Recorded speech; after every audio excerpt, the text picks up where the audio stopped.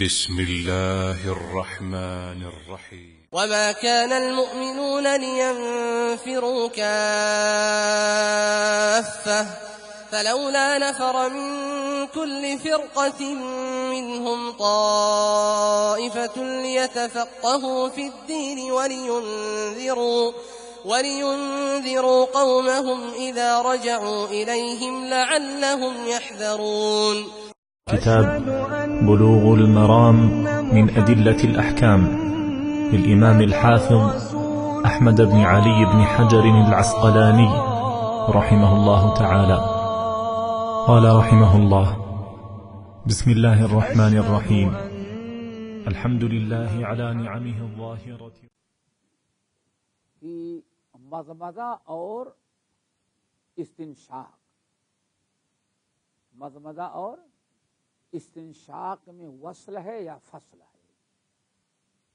کیا وصل ہے یا فصل ہے، یہ سمجھنا ہے.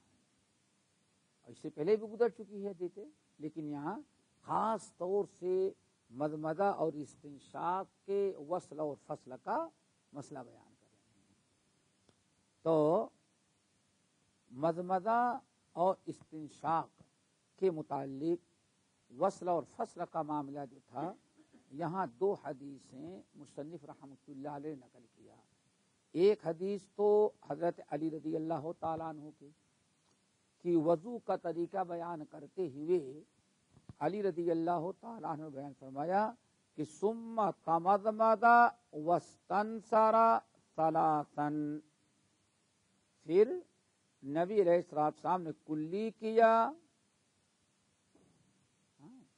اور ناک کو جھاڑا 3 مرتبہ، یمضمض وینثر، اور نبی علیہ السلام کلی بھی کرتے اور ناک بھی جھاڑتے تھے اپنے اس ہتھیلی سے جس میں آپ نے پانی لیا تھا.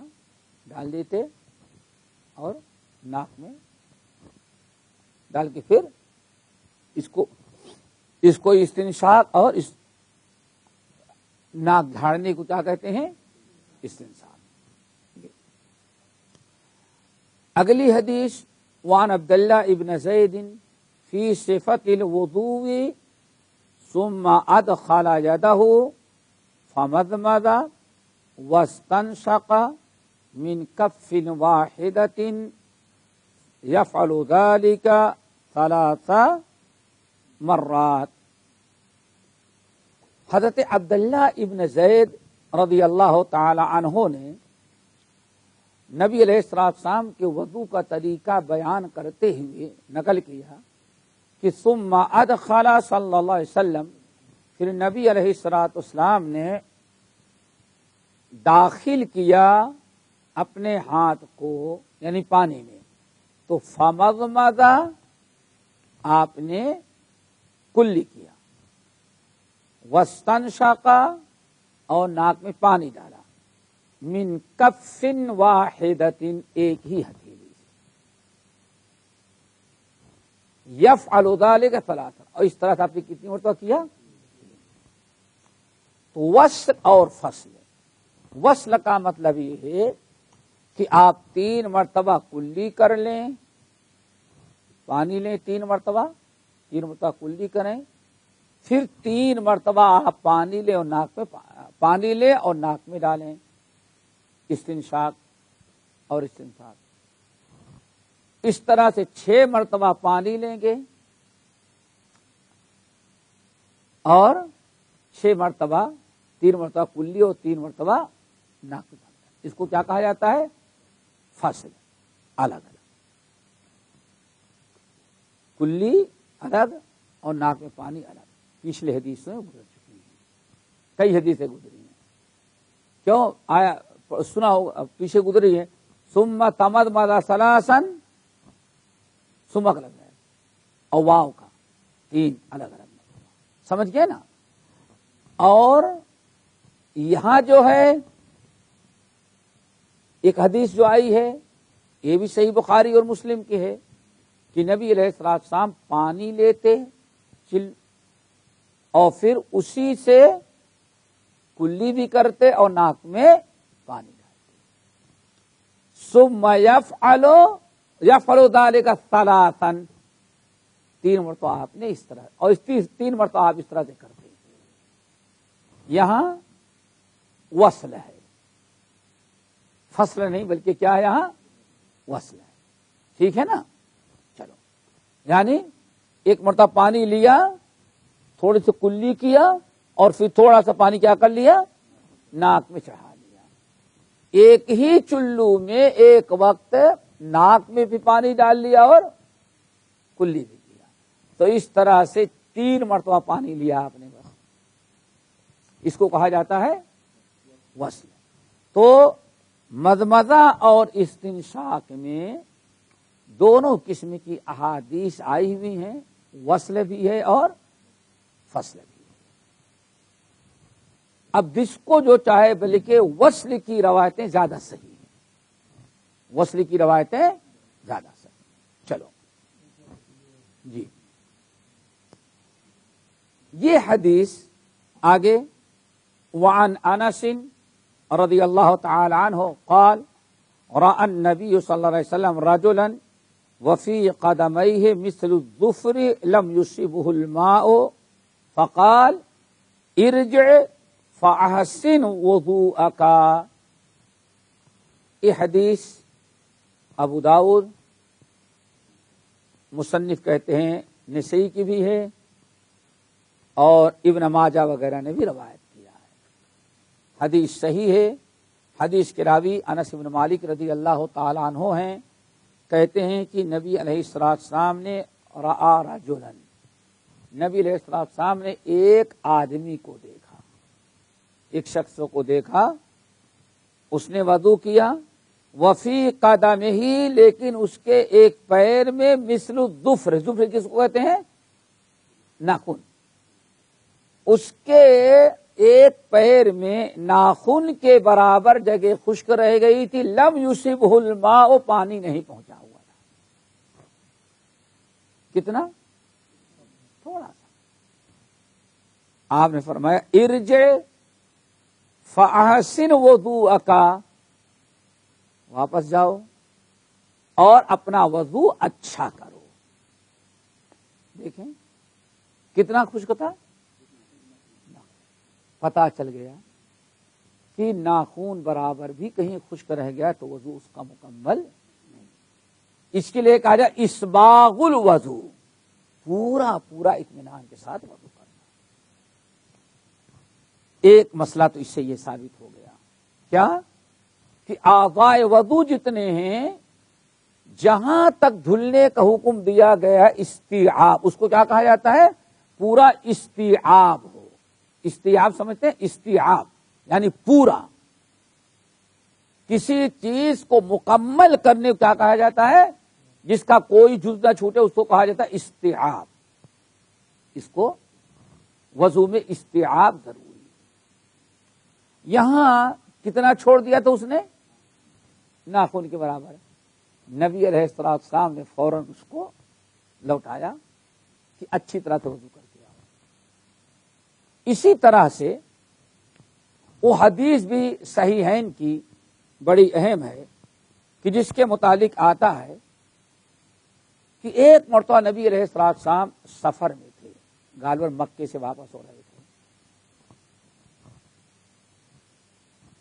مکے سے واپس ہو رہے ہیں اور عصر کا وقت راستے میں آ گیا اور پانی نہیں مل رہا تھا.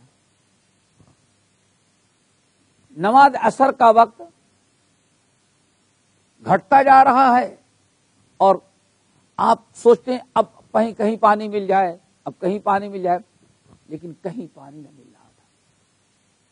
تو صحابہ کرام کی ایک جماعت جو تھی جس میں عبداللہ ابن عمرو ابن العاص رضی اللہ تعالی عنہما تھے، ان لوگوں نے ذرا اپنی سواری کو آگے بڑھا کر کے تیز دوڑایا کہ آگے بڑھ کر کے ذرا دیکھیں پانی کے کہیں انتظام ہو تو بتائیں.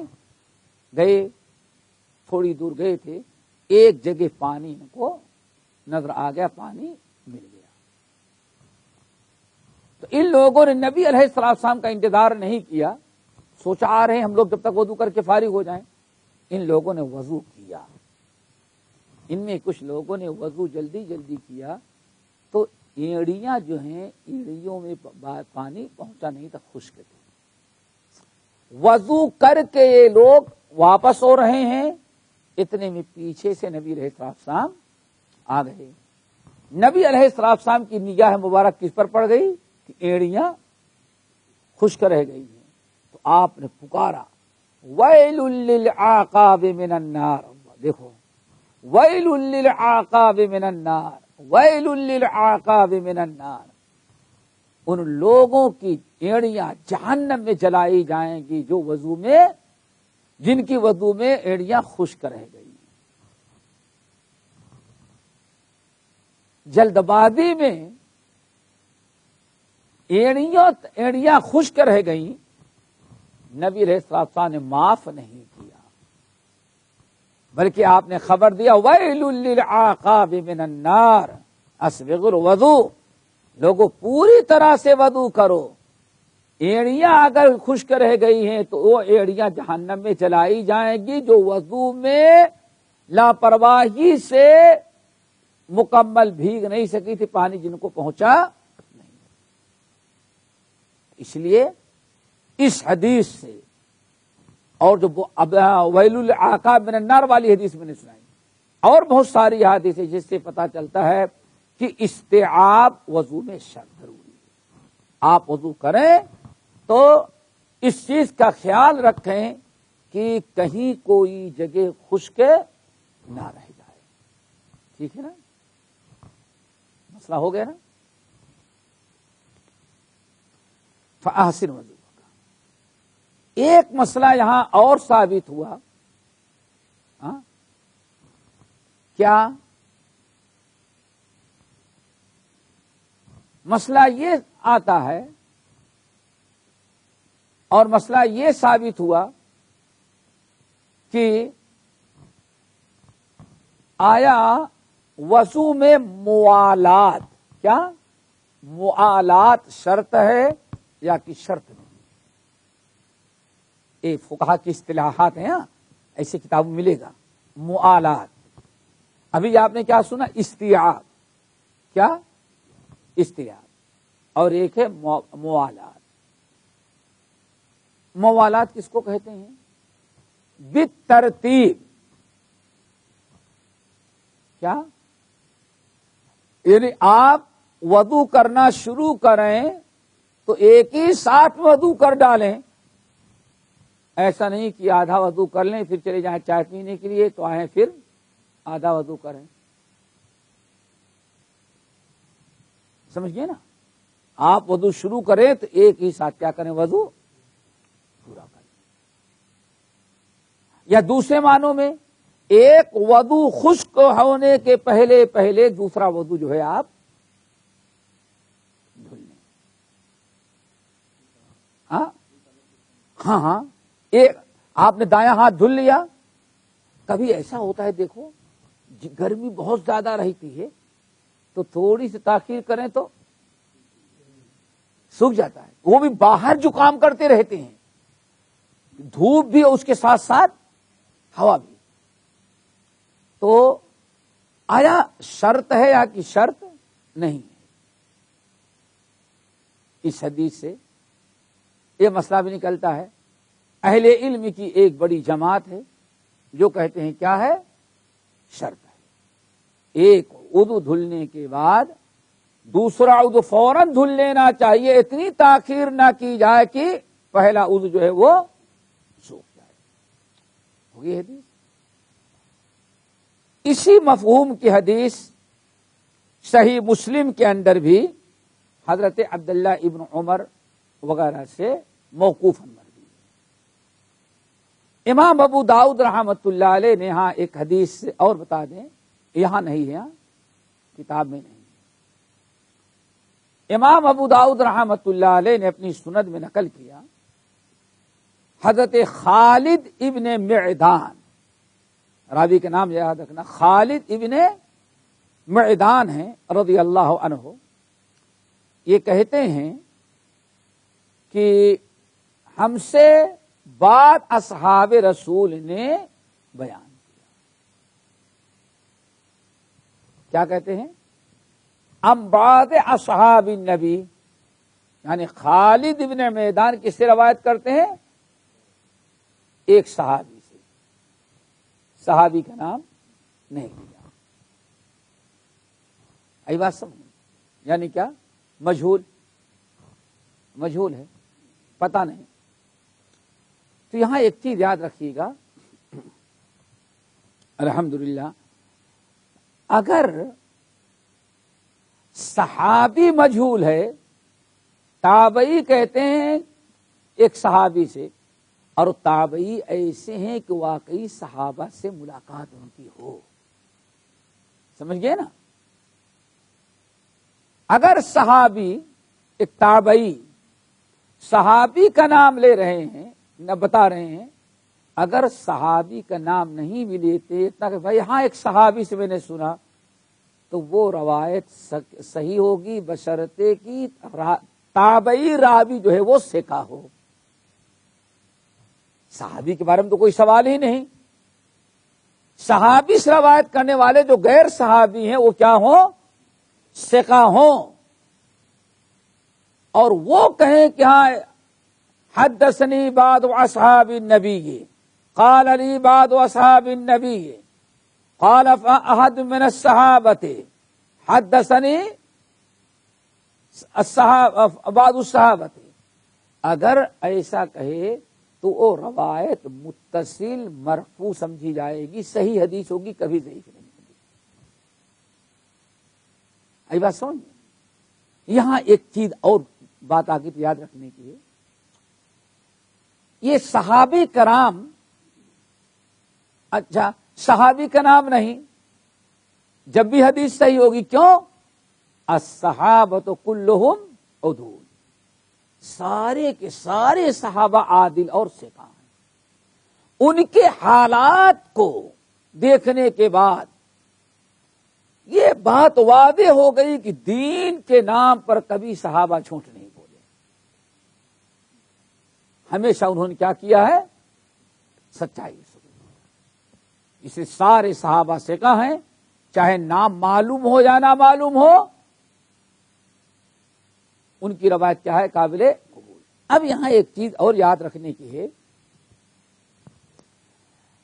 جیسے صحابہ کہتے ہیں، ایک صحابی اگر 500 حدیثیں بیان کر رہے ہیں تو صحابہ کہتے کبھی یہ نہ سمجھ لینا کہ ہم جتنی حدیثیں اللہ کے رسول کو بیان کرتے ہیں سب ہم نے اللہ کے رسول سے سنا ہے. اللہ اکبر، یہ یاد رکھنا. یعنی جتنی حدیثیں میں تم لوگوں کو بیان کرتا ہوں یہ کبھی نہ سمجھنا کہ ہاں ساری حدیثیں میں نے اللہ کے رسول سے سنی ہیں.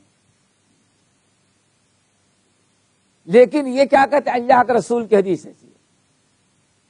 عن ابی ہریرہ عن النبی صلی اللہ علیہ وسلم، عن ابی الدرداء عن النبی صلی اللہ علیہ وسلم. کہتے ہیں یہ اتنا یاد رکھنا کہ جتنی حدیثیں میں نے سنی روایت کی ہیں وہ سب صحابہ اللہ کے رسول سے ڈائریکٹ ہی نہیں سنا میں نے، بلکہ کہتے ہیں ہم لوگوں میں مختلف انداز تھے. ایک صحابی کہیں کسی کے پڑوس میں رہتا ہے، دو صحابی پڑوس میں رہتے ہیں، اب دونوں زمیندار ہیں، دونوں کاروباری ہیں. اب دونوں اگر صبح سے روزانہ نبی علیہ السلام کے پاس بیٹھ کر کے آ جائیں تو دونوں کی کھیتی باڑی کا کام رہ جاتا تھا. تو صحابہ میں سے بہت سارے صحابی کہتے ہیں ہم لوگوں نے باری مقرر کر رکھی تھی. کیا؟ کہ ایک دن میں اپنا بھی کام دیکھوں گا اور تمہارا بھی، اور تم چلے جانا صبح سے شام تک کہاں بیٹھنا؟ رسول اللہ صلی اللہ علیہ وسلم کے پاس. اور جو اللہ کے رسول جو کچھ فرمائے یا جو قرآن کی آیت نازل ہو سب تم یاد کر کے آنا اور شام کو رات میں بتا دینا. پھر دوسرے دن تم ہمارا اور اپنا دونوں کا کاروبار دیکھنا، میں جاؤں گا نبی علیہ السلام کے پاس بیٹھا رہوں گا صبح سے شام تک. ایسے کرنے والوں میں خود عمر فاروق رضی اللہ تعالیٰ عنہ بھی تھے. تو دیکھو صحابہ کرام ایک تو ایسا اس طرح سے اب لازمی چیز ہے عمر فاروق تو یہی کہتے ہیں اللہ کے رسول نے فرمایا، لیکن ہو سکتا ہے ان میں کتنی حدیثیں ایسی ہوں جو عمر فاروق جس دن نہیں تھے اس دن اللہ کے رسول نے بیان کیا تھے، لیکن ان کے ساتھی نے آ کر کے بتایا کہ اللہ کے رسول نے آج ایسے ہو گئی بات۔ اسی طرح سے بسا اوقات ایک صحابی دوسرے صحابی سے ملاقات ہوئی، کہاں تھے بھائی نبی علیہ السلام کے پاس گیا تھا، اللہ کے رسول نے کل یہ بات بیان کی، حالانکہ صحابی نبی علیہ السلام کی مجلس میں نہیں تھے، لیکن جو آپ کی مجلس میں صحابی تھے ان کے ذریعے اس صحابی کو معلوم ہو گیا جو اس دن مجلس میں موجود نہیں تھا، لیکن اب وہ روایت کریں گے تو کیا کہیں گے اللہ کے رسول نے۔ تو اس لیے صحابہ جو آپس میں حدیث روایت کرتے ہیں، اگر اس میں کہیں آ جائے اس میں کبھی ایک صحابی کہیں کہ ہم نے اللہ کے رسول فلاں صحابی سے سنا، اور کبھی صحابی کے نہیں ڈائریکٹ کس سے روایت کر دیتے ہیں اللہ کے رسول، حالانکہ بیچ سے ایک راوی غائب، لیکن راوی کون ہے صحابی، اور روایت کرنے والے غائب کرنے والے بھی کون ہیں صحابی، اس لیے اس روایت کے صحت پر کوئی اثر نہیں پڑے گا۔ لیکن صحابہ کے بعد پوری سند میں اگر کہہ دے دیکھو حدثنی بعد واصحاب النبی، بعض صحابہ رسول نے ہم کو بیان کیا،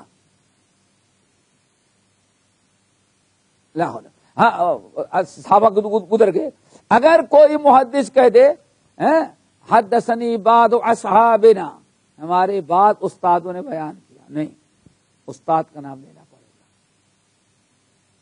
کیا کہا حدثنی فلان حدثنی بعض المحدثین، اتنا کام نہیں بنے، کون بعض المحدثین ہے ان کا نام بیان کرو۔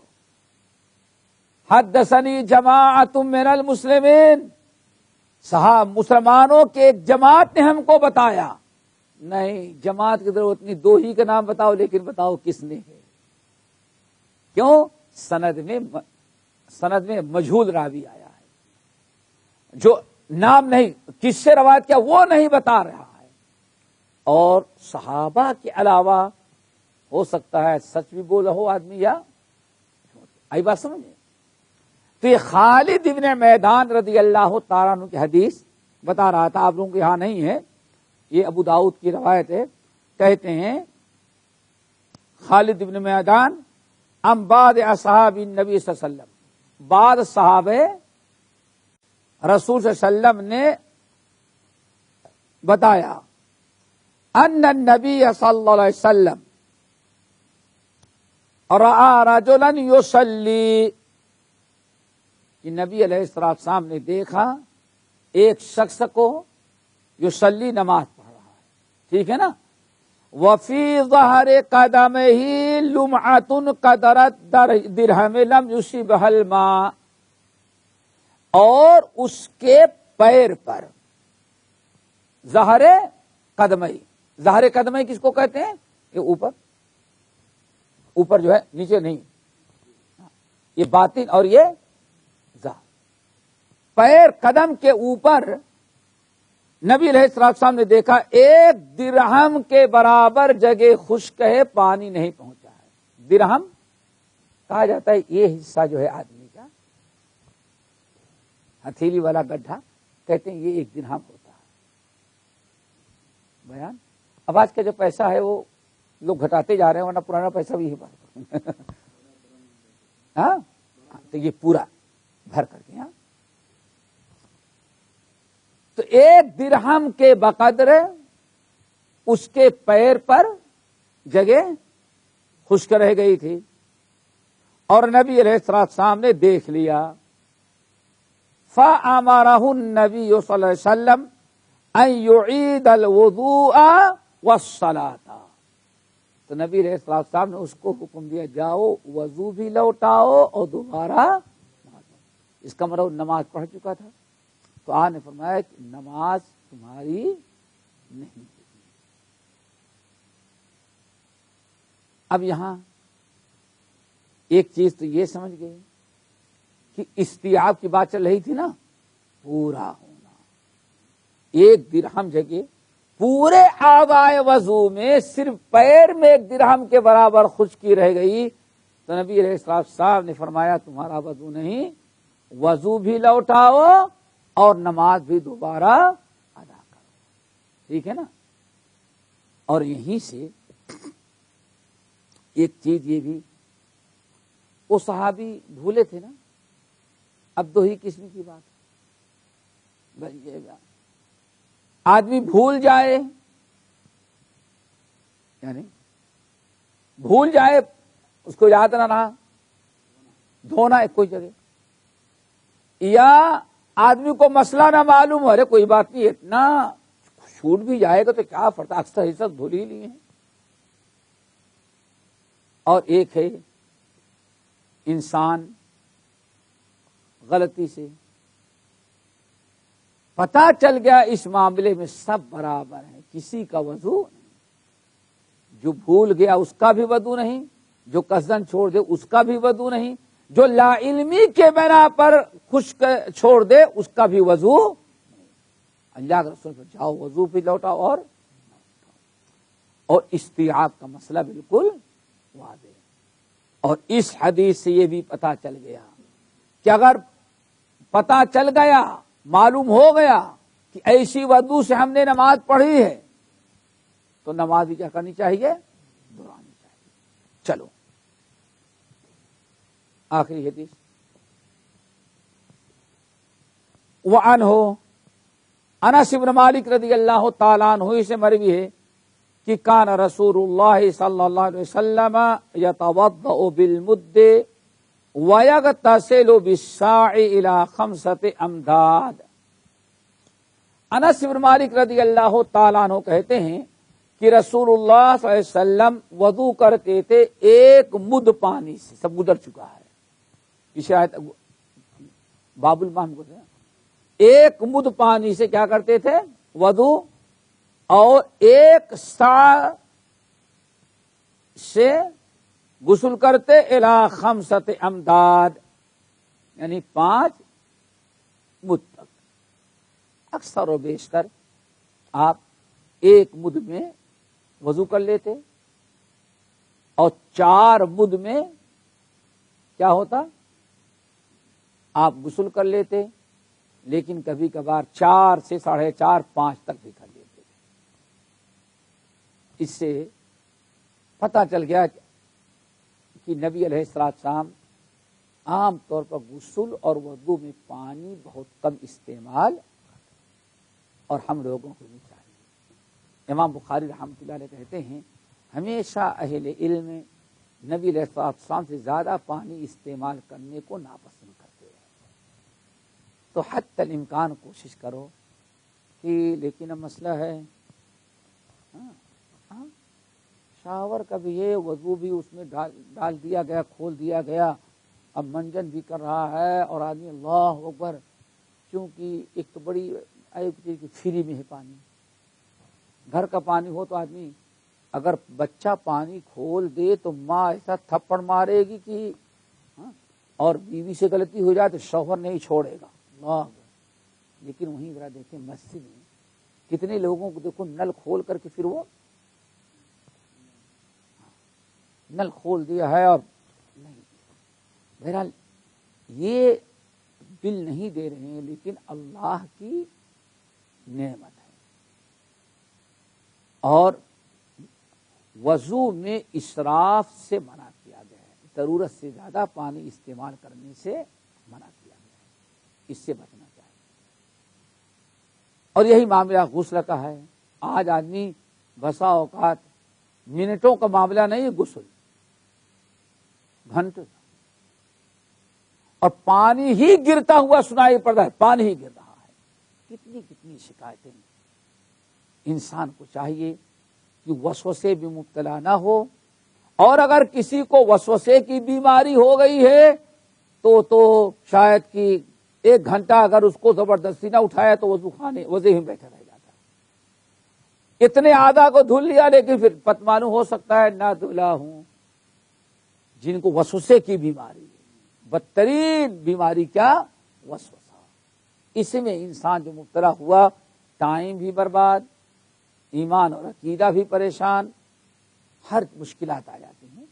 تو اسی لیے حتی الامکان پانی غسل میں یا وضو میں جتنی کفایت کے ساتھ آپ استعمال کر سکتے ہیں اتنا ہی استعمال کریں، اور اسراف سے بچیں، فضول خرچی سے بچیں۔ بعض روایتوں میں تو یہاں تک آیا کہ اگر تم سمندر کے کنارے یا نہر کے کنارے بیٹھ کر کے وضو کر رہے ہو اور وہ بھی ضرورت سے زیادہ تم نے پانی استعمال کیا، حالانکہ سارا پانی پھر پلٹ کے کہاں جا رہا ہے؟ نہیں، تو اللہ سے فرمایا یہ بھی کیا ہے؟ اسراف، یہ بھی فضول، اس سے بچنا چاہیے۔ چلو، حضرت عمر ابن الخطاب رضی اللہ تعالیٰ عنہ کہتے ہیں کہ رسول اللہ صلی اللہ علیہ وسلم نے ارشاد فرمایا ما منکم من احد یتوضأ فیسبغ الوضوء ثم یقول اشہد ان لا الہ الا اللہ وحدہ لا شریک لہ واشہد ان محمدا عبدہ ورسولہ الا فتحت لہ ابواب الجنۃ الثمانیہ يدخل من ایہا شاء او کما قال علیہ السلام۔ حضرت عمر ابن الخطاب رضی اللہ تعالیٰ عنہ کہتے ہیں کہ نبی علیہ السلام کو فرماتے ہوئے سنا کہ ما منکم من احد یتوضأ، جب بھی تم میں سے کوئی انسان کیا کرتا ہے؟ وضو کرتا ہے، اور پھر وضو کہتے فیسبغ الوضوء۔ جتنے وضو کی فضیلت سنی ہے، کون سا وضو؟ جس کو اسباغ ہو، اسباغ سنت کے مطابق مکمل کرنا، یعنی ایک مرتبہ میں وضو تو ہو گیا لیکن سنت کتنا ہے؟ 3 ہوتا۔ پانی آپ نے ڈال دیا ہو تو گیا، لیکن اچھی طرح سے رگڑ لیں تاکہ صفائی بھی ہو جائے، تو اس کو کہا جاتا ہے استحاب۔ جس نے وضو کیا اور اسباغ یعنی پورا مکمل وضو کیا، پھر وضو سے فارغ ہونے کے بعد کہا اشہد ان لا الہ الا اللہ وحدہ لا شریک لہ واشہد ان محمدا عبدہ ورسولہ، ہو گئی دعا۔ جس نے یہ دعا پڑھ لی، وضو کیا، وضو کے فراغت کے بعد یہ دعا پڑھ لیا، الا فتحت لہ ابواب الجنۃ الثمانیہ، اگر کسی نے پڑھ لیا تو اس کے لیے جنت کے 8 دروازے کھول دیے گئے۔ یدخل من ایہا شاء، اب قیامت کے دن وہ داخل ہوگا جس دروازے سے اس کی اپنی مرضی ہوگی۔ یہ تو ہے۔ اخرجہ مسلم، یہ حدیث کہاں کی ہے؟ مسلم اور ترمذی۔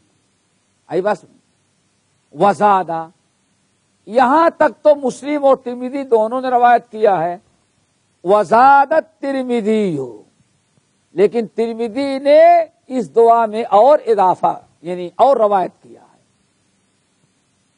کیا روایت کیا ہے؟ اللہم اجعلنی من التوابین واجعلنی من المتطہرین، اے اللہ آپ مجھے بنا دے ان لوگوں میں سے جو توابین ہیں، توبہ کرنے والے ہیں، اور ان لوگوں میں جو پاکی اختیار کرنے والے ہیں۔ یہاں نبی علیہ السلام نے توابین اور متطہرین دونوں جمع کر دی۔ اب پوری دعا کیا ہوگی؟ اشہد ان لا الہ الا اللہ واشہد ان وحدہ لا شریک لہ واشہد ان محمدا عبدہ ورسولہ اللہم اجعلنی من التوابین واجعلنی من المتطہرین۔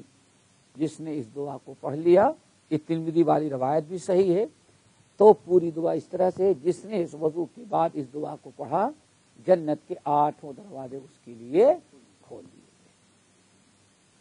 اب یہاں 2-3 چیزیں اور بڑی اہم ہے اختصار کے ساتھ۔ نمبر 1، نبی علیہ الصلوۃ والسلام نے اس وضو والی دعا میں توابین اور متطہرین دونوں کو کیا کیا ہے؟ جمع کیا ہے.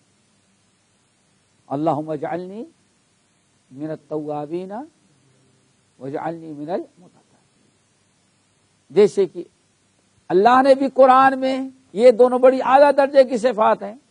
ان اللہ یحب التوابین ویحب سورۃ البقرہ کی آیت ہے نا، ان اللہ یحب التوابین ویحب المتطہرین، دونوں ہیں. اس کی وجہ یہ ہے کہ توابین جو توبہ، انسان جب توبہ کرتا ہے تو توبہ کے ذریعے اس کے باطنی پاکی ہو جاتی ہے. کیا مطلب؟ گناہوں سے. التائب من الذنب کمن لا ذنب لہ، جو انسان توبہ کر لیتا ہو ایسے ہو جاتا ہے گویا اس نے گناہ. تو بڑی پیاری اللہم اجعلنی من التواب، اللہ مجھے ان لوگوں میں بنا دے جو خوب کثرت سے تیرے حضور توبہ کرتے ہیں. واجعلنی من المتطہرین، اور اللہ مجھے ان لوگوں میں بنا دے جو پاک رہتے ہیں. وضو سے انسان ظاہری پاکی، بدنی پاکی کس سے ہوتی ہے؟ اور وضو سے. اور اندرونی پاکی، دل کی صفائی پاکی توبہ سے. گناہوں سے پاکی کس کے ذریعے؟ توبہ کے ذریعے. اور بظاہر گرد و غبار، دھول مٹی، اور وضو نجاست صغرا سے جو ہے ان سے پاکی جو ہوتی ہے اس کے وہ وضو کے ذریعے.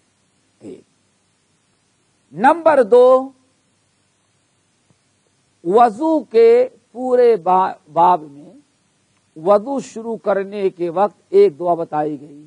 کیا؟ لا صلاۃ لمن لم لا وضو لمن لم یذکر اسم اللہ. جب تک انسان بسم اللہ نہ پڑھے اس کا وضو نہیں. اور کوئی دعا تو اللہ رسول نے نہیں سکھائی. اور اختتام پر یہ دعا، اختتام پر یہ دعا کون سی؟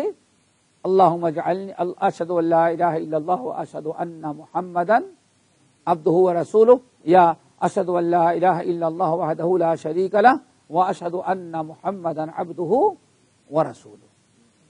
اللہم اجعلنی. یہ کہا جاتا ہے وضو کے پہلے بسم اللہ کے علاوہ کچھ ثابت نہیں، اور وضو کے بعد یہی دعا ثابت ہے. بعد ایک روایت اور نقل کرتے ہیں، لیکن مشہور یہی ہے. اور ایک دعا بیان کی جاتی ہے. نمبر 3، یہ تو بیان کر دیا مصنف نے اول اور آخر، درمیان میں کوئی دعا پڑھنے کا تذکرہ نہیں کیا. ہمارے ہاں بہت ساری کتابیں مسجد کے اندر جو کیلنڈر لگے رہتے ہیں اس میں ایک دعا اور لکھی جاتی ہے. اللہم کیا ہے؟ عملی وبید وجہی وغسل، وہ ہر عضو کی الگ الگ دعا. کچھ لوگ اشہد ان لا الہ الا اللہ وضو میں پڑھتے رہتے ہیں، لا الہ الا اللہ کہاں نہیں پڑھتے رہتے ہیں. یہ بھی ثابت. اور وہ دعا جو بڑی مشہور ہے وضو کے درمیان ہر عضو پر الگ دعا پڑھنے کی، وہ تو بالکل موضوع اور باطل ہے. اس کا کوئی ثبوت احادیث کتابوں میں ہے ہی نہیں. اس لیے ہمیں اس سے بچنا چاہیے. شروع میں بسم اللہ اور آخر میں اشہد اللہ. اس کے علاوہ کچھ ثابت نہیں.